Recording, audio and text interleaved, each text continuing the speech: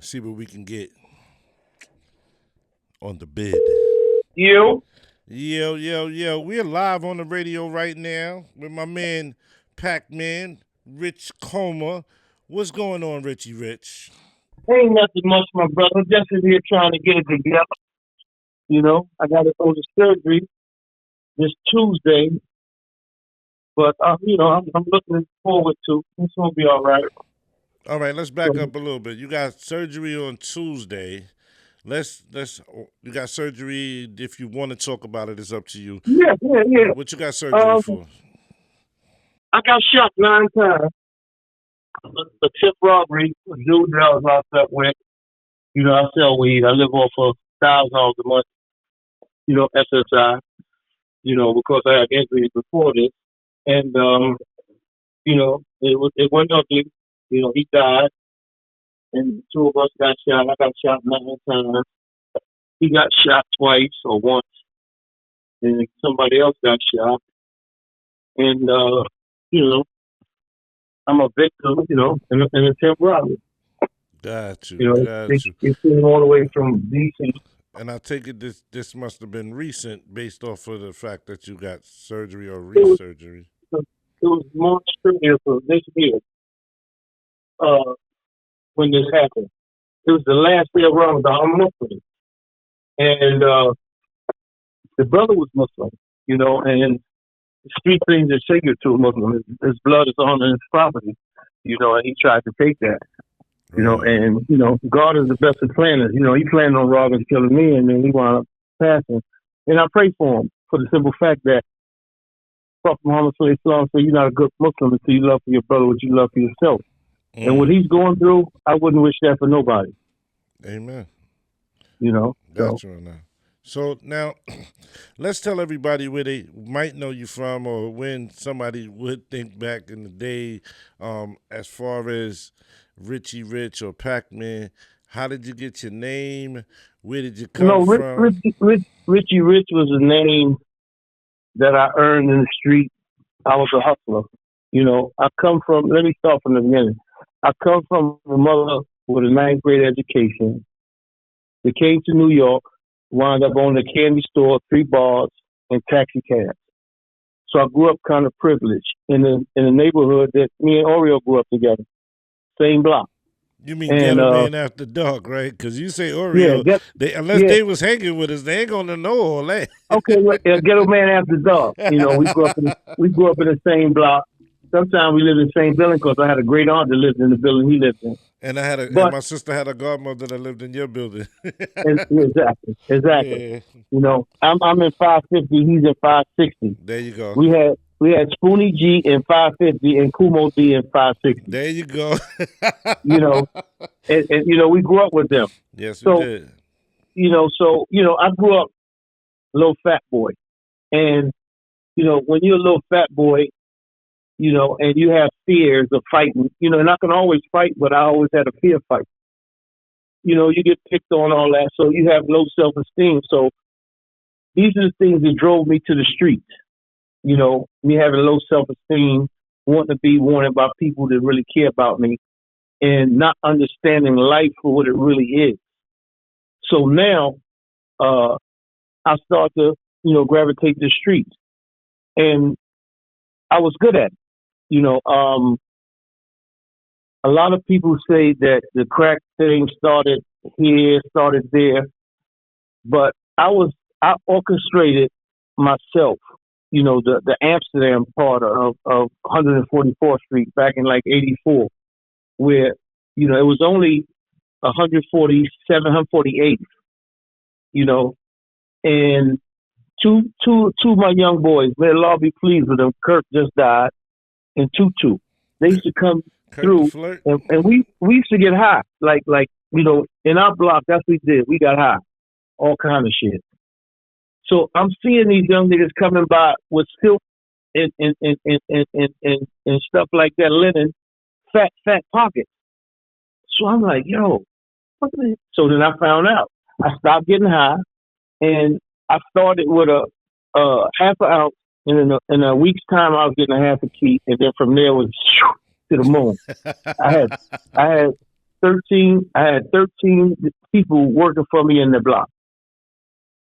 And it's ironic because after that fell down, I wound up going to Brooklyn. When niggas from Harlem wasn't going to Brooklyn back then. This is 85, not at all. 86. Not at all. And I wound up having 4 crews, 4 spots in Brooklyn and 9 in Harlem. So I had 13 spots running at the same time back in the 80s. And we was getting a lot of money, but we was quiet because where we was at was on 5th Avenue, 137th Street. So that's like back quiet. And we wasn't, out there crazy and stuff like that. Isn't it a old person like a senior citizen building over there? What do you say, 137th? Yeah, 137th Fifth. That's right across from Delano, Riverbend, and Riverton. And Riverton, right? Because I used to run security at Riverton, so I know that. Yeah, so wow. that's the building. So it's quiet back there. Yeah, it so is. A lot of the times, motherfuckers talk about Rich, Alpo, AZ. And different guys, it was other guys who was getting crazy money too, and my crew was one of them. But we was quiet, and we wasn't no killers. So here's the thing. The whole thing. So yeah, right. So not being killers didn't make no noise, so nobody really bothered y'all. Exactly. And then we had a lot of love because, like my mom, like I told you in the beginning, my mom was a major figure in Harlem, because she owned bars.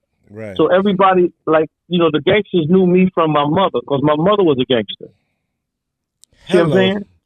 Hello. I wasn't, but my mom was. I got you. You know what I'm saying? So a lot of people knew me, and they knew, you don't mess with a female lion cub. So, you're gonna have a problem. And my mother was connected. So the thing is, going through these different things in my life and getting all this money and everything like that, we didn't have any understanding because every night was a party. Every night was getting so high, sniffing, drinking champagne. Then we progressed to sniffing heroin and what killed us. Wow. And going to hotels every night with different bros. Yeah. Because we get money like that. Here's a funny thing, right? And this is not to glorify this, but you're getting a lot of money when you and your crew is beefing about who's going to count the money today. You know what I'm saying? Shit like that. It's your turn. It's your turn. Yeah. I was the boss, so nigga, whatever I say, go. Yeah, but I was going to say that. You must have been a hell of a supervisor. Because no question. 13 I deal spots. with love. I deal with love. Okay, you supervise with love. Yeah, like my Brooklyn dudes now. They tell you now, man, you the only Harlem nigga wasn't afraid to come to Brooklyn. I said, man, niggas is the same everywhere. That's true. What make you different? That's true. That's you the know way what I'm I saying? see it. That's exactly the way I see it. And I was fortunate. And as I got older, I realized the game wasn't for me. Because I keep getting busted, I never get busted. So that tells you something right there. Yes, it does. And so I realized that, in that game, that's not a game for everyone. You have to be a gangster. You have to be a killer to be in that game. And I realize this now. And I thank God for everything He put me through. Even though I survived it, I realized that it really wasn't for me. And it was only by His grace that I made it through. Okay, that I truly understand.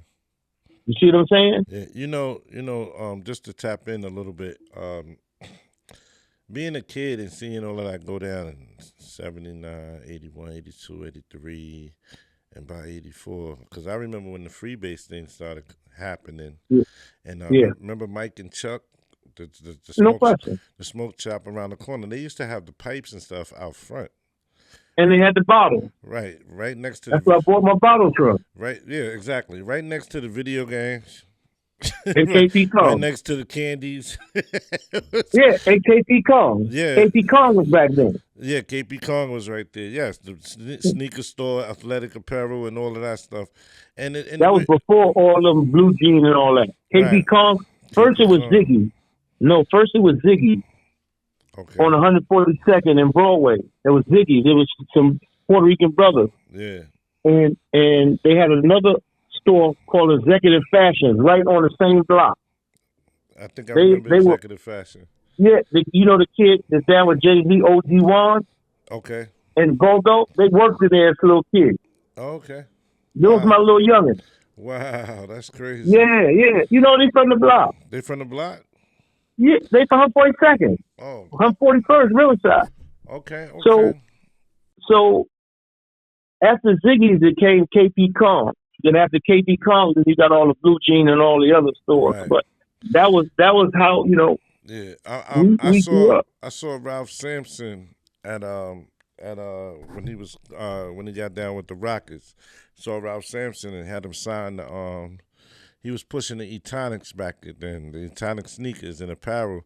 And I stayed online and got his picture and all. Like I think Elijah Wan too, if I'm not mistaken, when he was coming into the league. But what I was gonna say was that I saw so much in that store, and then it came to a point where they was forced to take all of those bowls, pipes, and the screens, the Oh yeah, yeah. torches. They outlawed it. Yeah, they had to put it behind the thing. Yeah, People were yeah. still purchasing it, No question. right? But they took Man, it, no. but they had it in the glass case for sale. I used to buy 10 and 20,000 bottles at a time.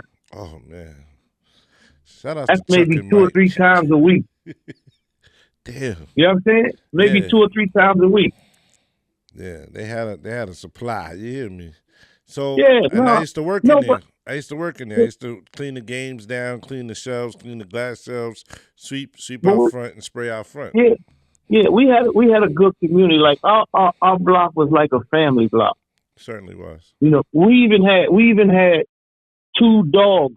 There was like family dogs in the block, Tiger and Princess. The stray Tiger's a dogs. pit bull. We never knew what a pit bull was until later. But Yeah, Tiger's a pit bull, and Princess was a German Shepherd.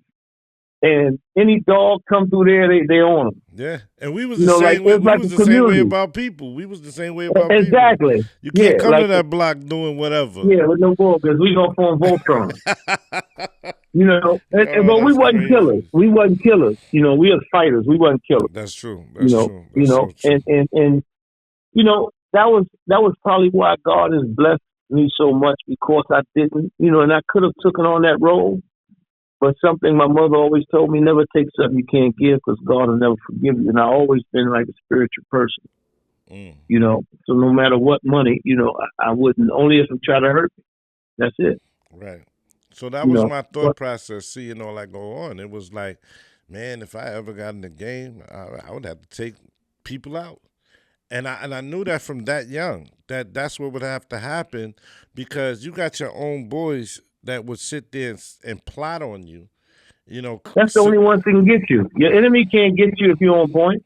Only right. one can get you is the ones closest to you. The ones you love. Yeah. You know, that's And my look, man. let me tell you this right here, all right? When I was in prison this time, right, I asked God to take all the people out of my life who don't deserve to be there. And it just so happens to be the closest people to you, the ones you love the most. Wow. And that's just life. When you ask for these things, you have to be prepared for it. You know? Because you don't know what it's going to be. No, Gotcha.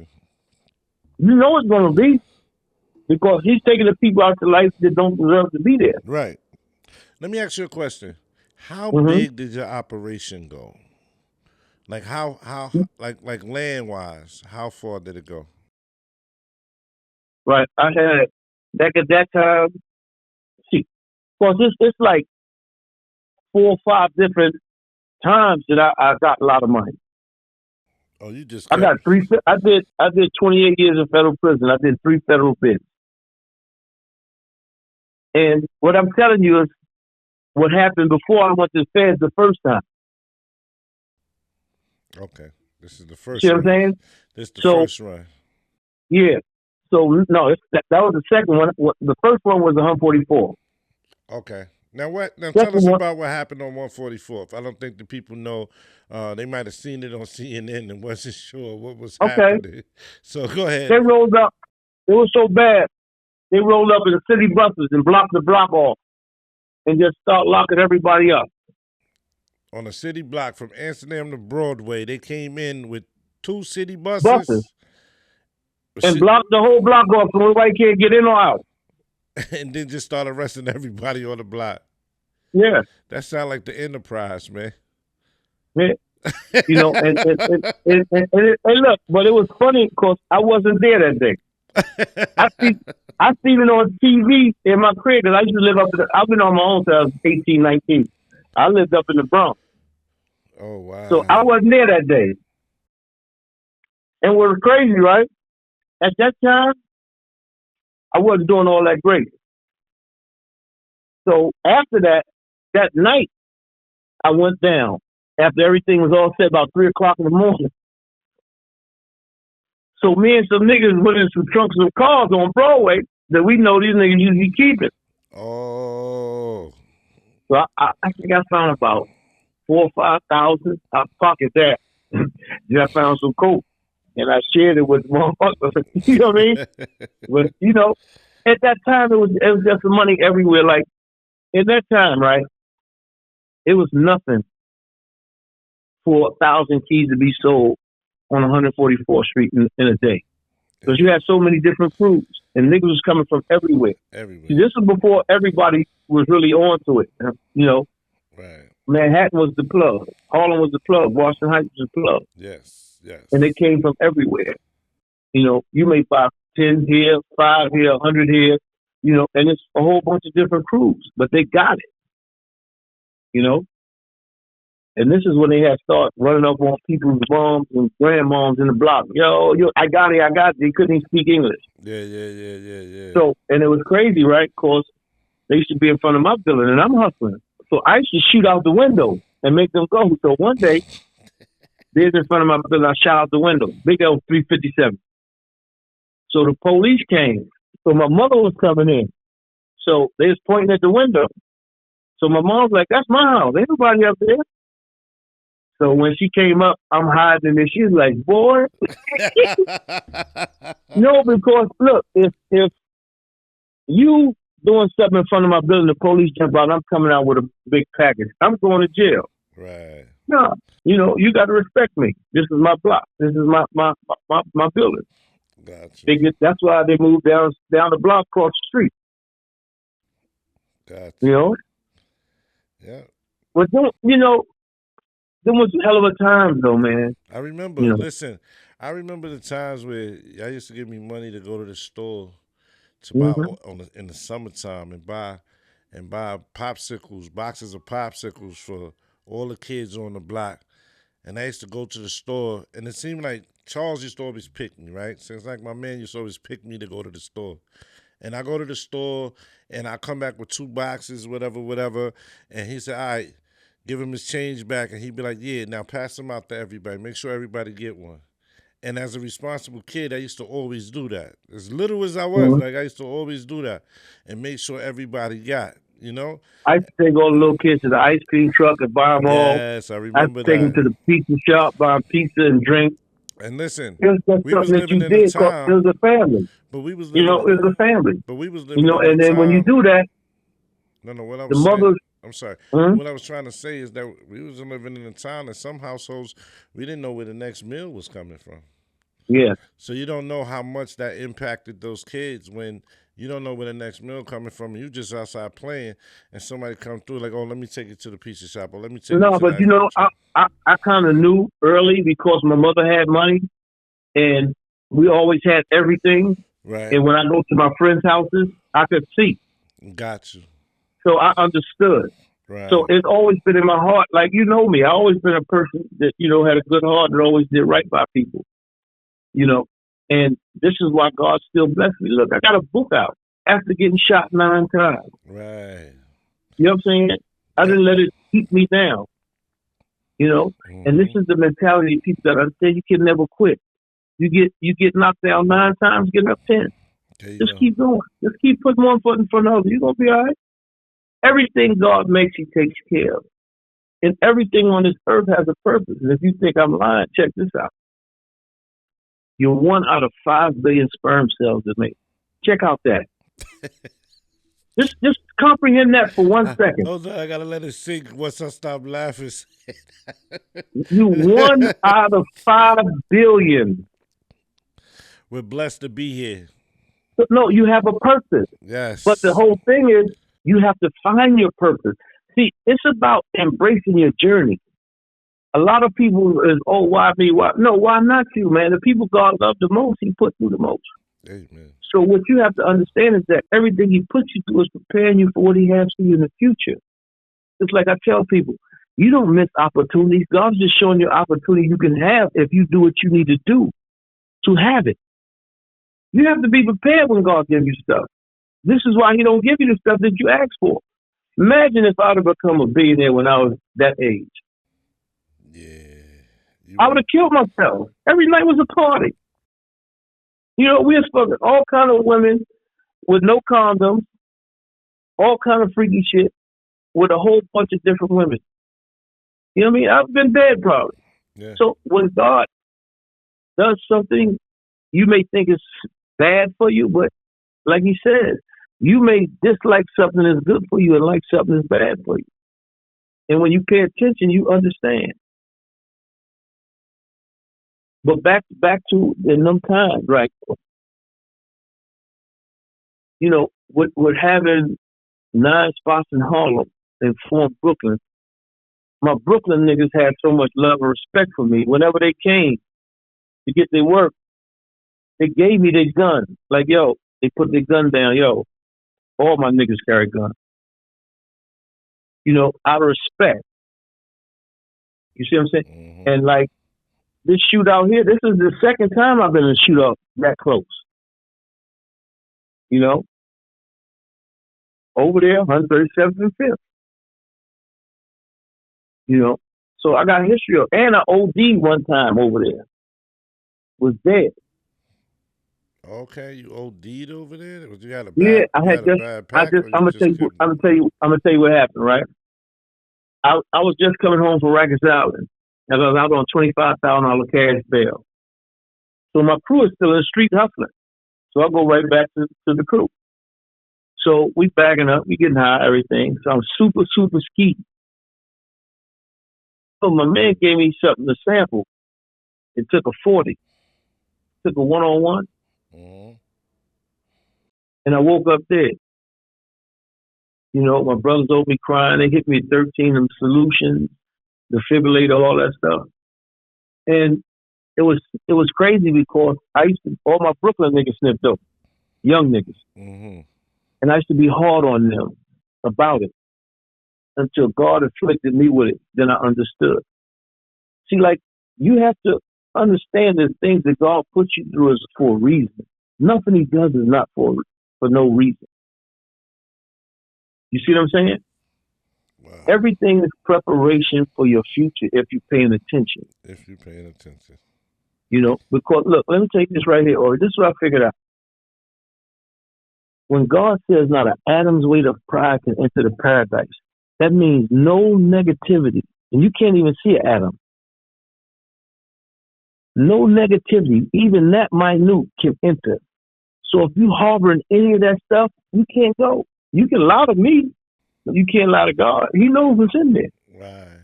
So you have to empty your heart of all that shit, man. Look, I did 28 years of my life in federal prison.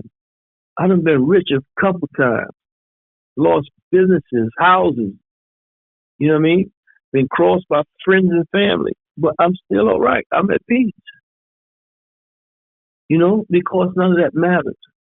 It matters that right now where I'm at, the now. I'm writing books. I got like 3 versions of the book already done right now. Hey, speaking of the book, tell people the name of the book and how they can get it. The book is called Through Adversity Comes Change with the number 2 behind it. It's a green ebook. It's $5.99. You have to have Kindle. And It's on Amazon. you know, it's on Amazon Books. Through Adversity Comes Change with the number 2. It's a green book. It's broken glass. The broken glass symbol is the breakage.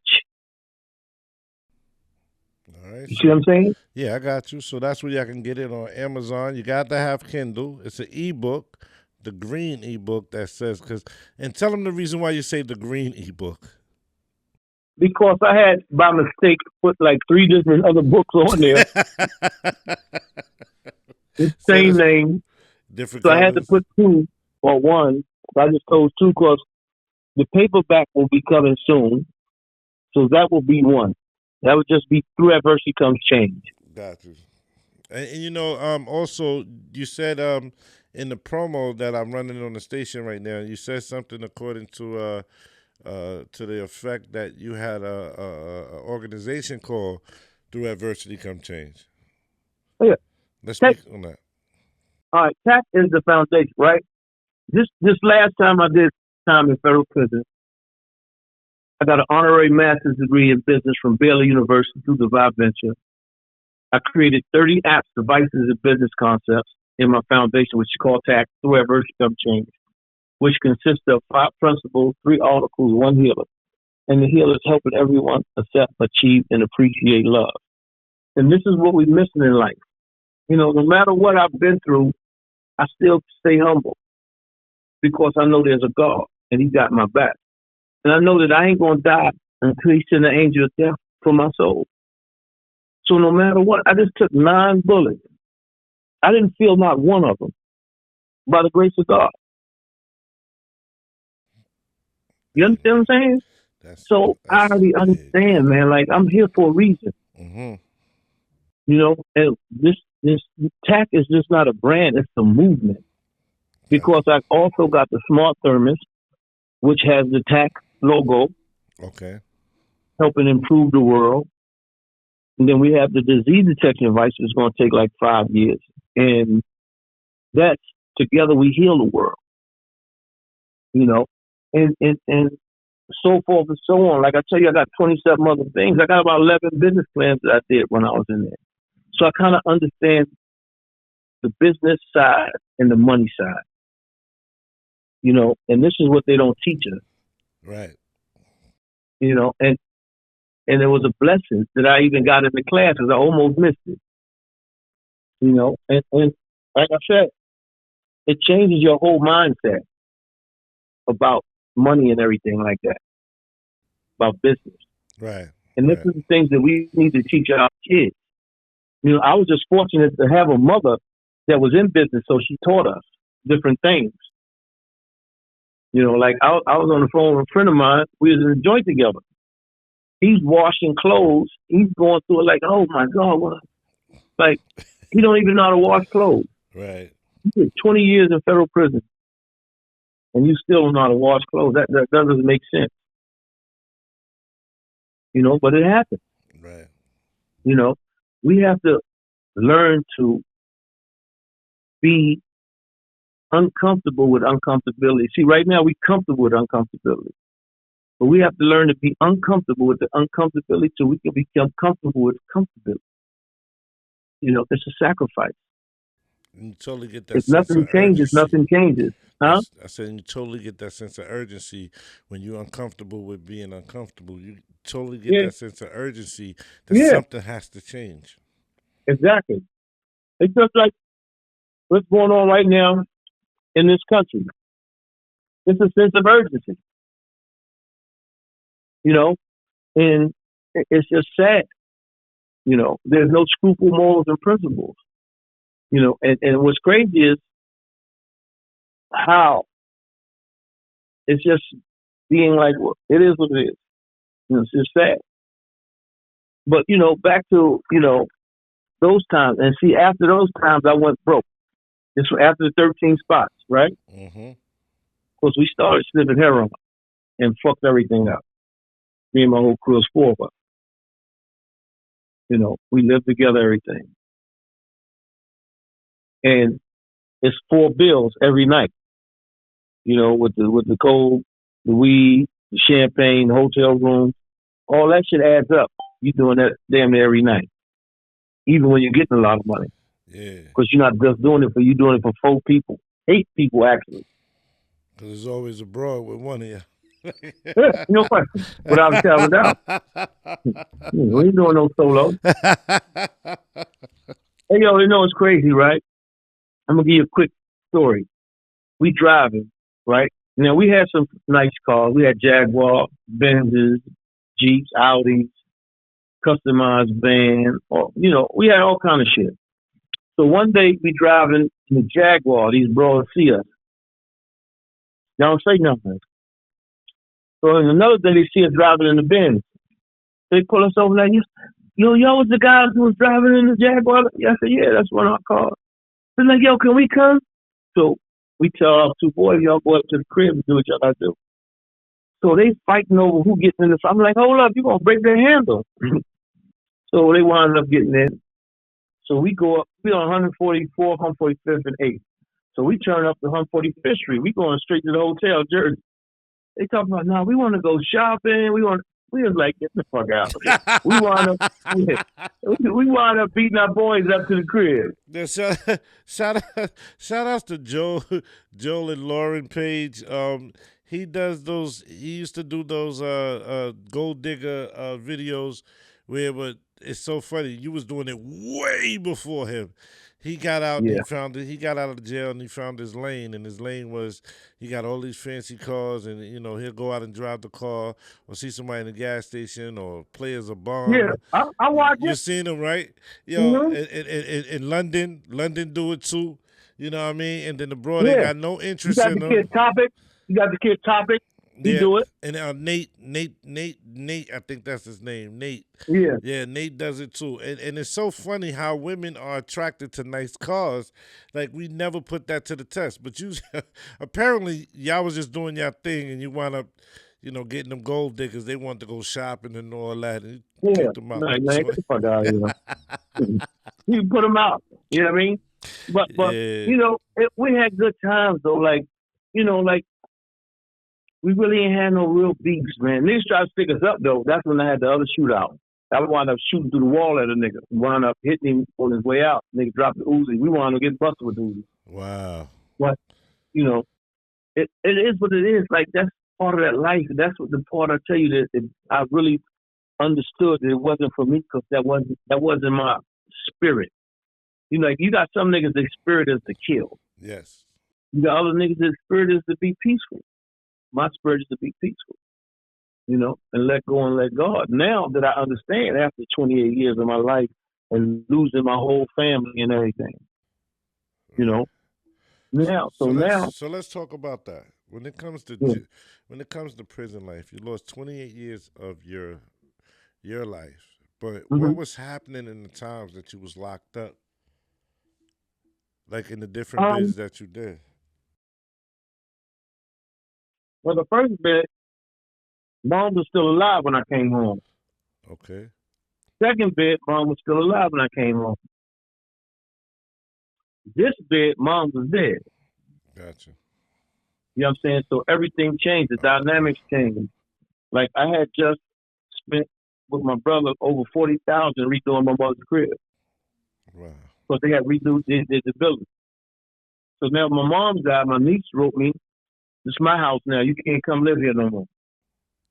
Wow. And the first thing came to my mind when I come home, I'm taking everything because everything's in my name. Gotcha. But God said, "I got this," and that's it. I left it. Mm. I don't try to get even with nobody because that's the devil. God doesn't try to get even. And if you say you're a person of God, I don't care how you worship Him. You're gonna always try to do the right thing in life. And that's just how it goes. But let's go back, right? So now after that, after we fall off, just before we fall off, I had Star Hustling down in Richmond. And then my brother was in Atlanta. Okay. So we was in New York, and then we used to send niggas to Boston. And other niggas went to Baltimore and shit like that. But that wasn't really, that was like hit and miss. It wasn't like the 9 spots in Harlem and the 4 in Brooklyn. That was permanent. Like, you know what I'm That saying? was steady work. Yeah. Yeah. The other ones was, hit and miss. But then we fell off. I wound up coming back to mom's house. I still have my crib. Matter of fact, I had my girl living there. I'm getting high as Cooter Brown ass. I'm sniffing dope, smoking a pipe. I'm bugged out. Right. I'm on the block, but I'm hustling. I'm getting a little money. And then nigga was my regular customer hit me with a whole bunch of fake money Oh. and then drove off. So the niggas that I was getting it from, they was like, oh, then they gave me the fake money. Took with the real money and gave me the fake money. So I wound up going down to Columbus Avenue and I split, but they gave me some bullshit. So me and Dave, I know you remember Dave who lived in your building, Flop. We went out to it doesn't ring a bell. St. You don't remember Dave? Not right off, no.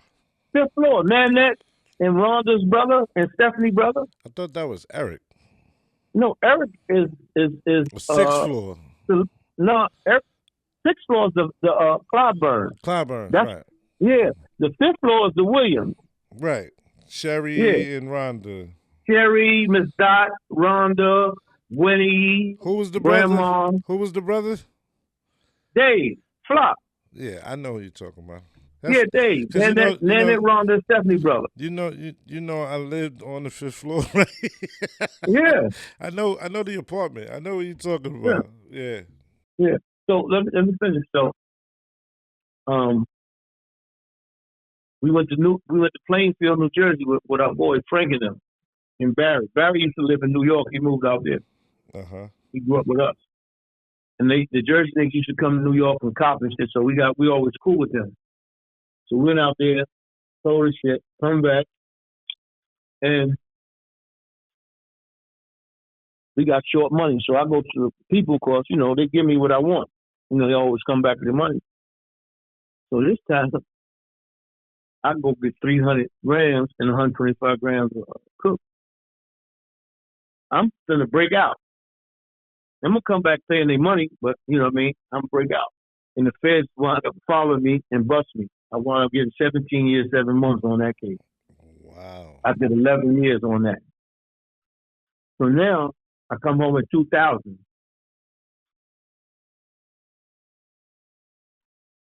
I wound up finding my lane. I wound up getting a construction job with a local 28 union sheet metal worker, Bombino. He plugged me in. So I'm making good money at that. But then I'm back in the street. You know what I mean? I'm making almost $300,000 a month profit, me, selling heroin. This is when I moved to Fort Lee, New Jersey. I lived in Fort Lee, New Jersey for 5 years. Doorman, swimming pool, gym, maid, all that shit. So I'm getting crazy money for the next 5 years. And I wind up getting busted again. Got 11 years, 5 supervisor lease, 6 years. I wound up doing foreign chain. Come home. Me and my brother was doing our thing, and we made like 1.4 in 6 months. Because I had to plug. Right. But before that, we had lost 300,000 to some Mexicans. And we ain't really gonna get to that, but right. It is what it is. But this is how my life went until I got busted now. And then now my mom's passed, my father passed, family turned their back on me, robbed me. And that's just how life is. You had warnings. You had warnings, right? You had opportunity to make different, to change your lane. I did. I tried. Look, let me tell you this right here. Mm-hmm. When I came home in 2000, I wound up getting 3 2-family houses in Newark. Nice. Because I was working construction. I was in the union and everything. So I had 3 2-family houses in Newark. And I had another house in Atlanta. Yet my brother robbed me for over $200,000 for. You see what I'm saying? Mm-hmm. So then I wound up going to jail, and my wife was like, she just dogged me. I left my wife for $100,000. She did everything normal bro would do. Fuck your friends, everything like that. Rob you, leave you for dead. But these are blessings. Sometimes God takes you away from things that be a harm to you. You just have to understand. See what I'm saying? Yeah, it You have appears to be a loss, but it's a yeah, loss. but it But actually is a win. it's a win in your and it's in your best interest. Exactly. And I know what you're saying. a lot of times we don't understand. And see, you know why I'm so humble, man? Because I know God is in charge. No matter what nobody do, if He don't will it, it's not gonna happen. If He will for something bad to happen, it's gonna happen. There's nothing you can do about it. Right. You see what I'm saying? It's just like, look, I'm gonna give you a perfect example. When the kids came from DC to rob and kill me, they were probably saying when they was coming, yeah, we gonna get that nigga, we gonna rob and they kill the nigga, whatever. But when you plan, God laughs because God said, I'm the best of planners. So you plan on coming robbing, killing me, and you wind up dying. Mm. Wasn't on the menu, was it? No, no, not at all. You know, and now you got your son fucked up, because now your son on the run for murder, 2 attempt murders, Right. interstate transportation of guns, all kind of, and it's sad, man. I don't even want, like I said, I prayed for the brother. And I prayed for the son. I hope he never get caught. But they're going to lose him. Right. I don't fault him. I got you. Right now, I got this questions, okay? Yes, If sir. it wasn't doing what you were doing when you gravitated towards the streets, my question is, where do you think you would have been great at? In what field? And I think in business, because, I was always the boss. Okay. And, once I became the boss, you have to learn, you got to go from, stages. But once I became the boss and started getting real money, I know how to delegate. And see, one of the things that a lot of people don't understand is to be a good leader, you have to know how to delegate and know how to pick the people who fix that particular problem. Henry Ford said this, right? He said, I don't know everything about everything, but if I push this button on his desk, somebody's going to come in and tell you about whatever you want to know about. It's about keeping the right people around you to help you to grow. See, when you grow in like a movement, a business, a brand, you have to have people. And you have to have people on the same mindset. Right. And if you don't, it's going to be, Things are going to it's fall just apart. the same shit in the street. A lot of times I had tell guys like, look, follow these instructions. And when a motherfucker would deviate from it, try to do his thing, he always get his head cracked. I said, didn't I tell you to do it this way? No, but that's how life is, though, bro. Everybody wants to be their own independent self, but you have to learn. You have to grow into you. And the only way you can do that is through adversity. See, look, your choices shape your adversity. Your adversity are your lessons to get you to your blessing. It's up to you to make the right choices. Mm-hmm. So if you make the wrong choices, you're going to have a rough life like I had. And if you make the right choices, you're going to have an easy life. Like, look, Charles Payne. We grew up right across the street from Charles Payne. Fox Business News. Billionaire. No, he's multi-millionaire. He's going to be there, though. You're going to be there, right? Because everybody claiming that he was a billionaire. But no, he probably worth about $100 million, or 2 or 3. Ain't no telling right now. He's down with Trump, so he might have gotten in on a few of those licks. Yeah, that's crazy because here he is on Fox 5 and everybody like, yo, you know him. I'm telling you, you know him. And he's on Fox 5 Business. And I'm like, nah, I don't know that cat. They said, that's Lonnie, bro. That's so-and-so. And I'm like. Lonnie and Cecil, brother. Yeah, and I'm like, word. Oh, that's his mother's Ruth. Miss Ruth, right. Dog was wrecked. Do you even know the dog, baby? It's so true. Because I was like, yo, that's the big dude that used to come through in the suits. I remember him. Because he's older than Lonnie. Mm. Lonnie was, you know how the block goes. You know what I mean? Lonnie Charles is the oldest. Charles and Lonnie then Cecil. Yep, just like that. Yeah. Wow. I was like, But yeah, yeah, right across the street from somebody who's on Fox 5 News talking mhm, business with the pros and yeah, made a lot of money. yeah, Yes. yeah. And, So that's the difference in choices.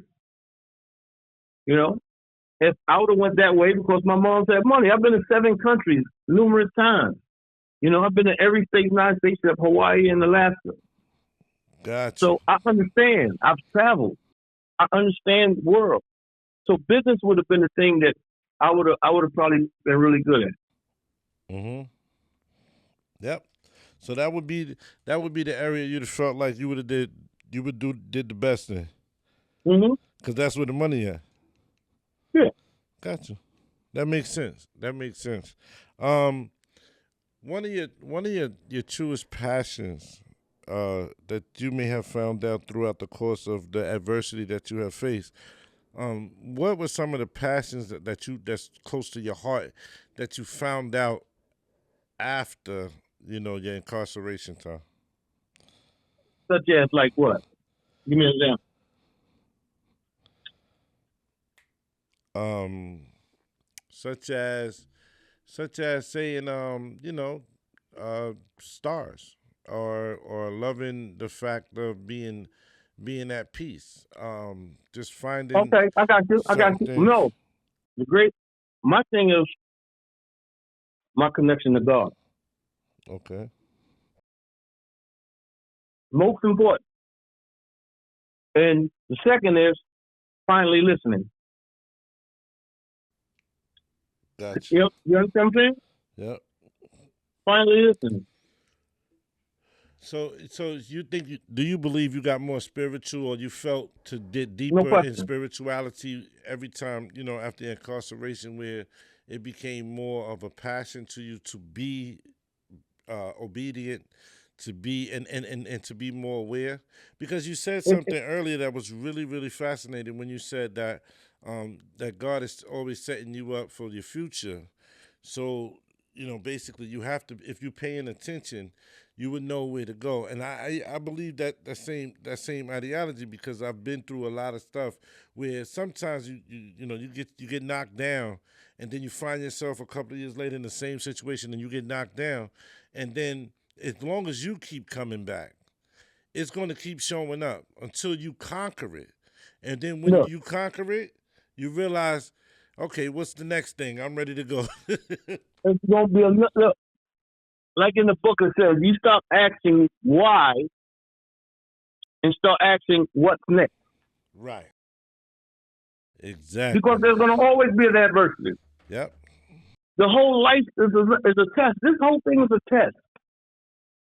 Totally agree. You know, Totally agree. So, and like I like I said earlier, hmm, not an atom's weight of pride can enter paradise. So you gotta let all that shit go. gotta let it all go. Because it's not God gonna burn it off you. You're gonna have to go there for a little while. If it's a little bit, but if it's a lot, you'll be there for a minute. he said God gonna have to burn it off you. Yeah, Well, Rich, you'll be surprised, we gonna man. continue this conversation at another time, but for right now, gotta get ready to bounce.